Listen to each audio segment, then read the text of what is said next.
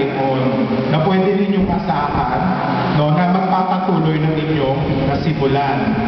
Okay? Number 2 po, what are my evaluations, positive and negative, of the parish? Honestly po, no, positively, wala po kaming problem when it comes to financial assistance. No?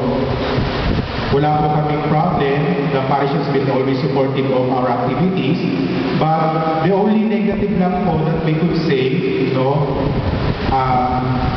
regarding din po, no, so gusto po natin buuin ng ating parokya through the BDCs, pero nakakalungkot po na may mga BDC po na hindi supportive.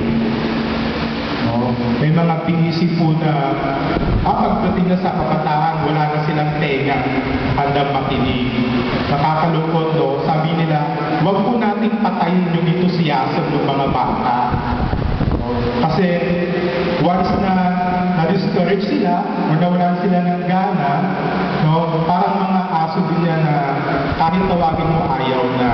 But once, while there is still the interest, the enthusiasm, sana you take also the opportunity, no, to welcome them into your BDCs. And isa pa rin po, sa parokya natin, sana po bigyan natin ng emphasis yung formation ng bawat isa.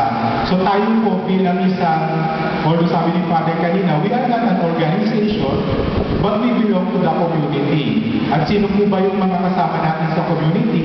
Yun po yung mga kung saan man tayong binisin ng galing, no? Pinapakita natin sa kanila kung anong klaseng parokya meron tayo. So, may mga tauhan, pardon me, sa simbahan, sa BDC, that they do not live Catholic lives. No? Magaling tayo magsalita, magaling tayo sa mga activities, but when it comes, no, to our personal lives, what are we?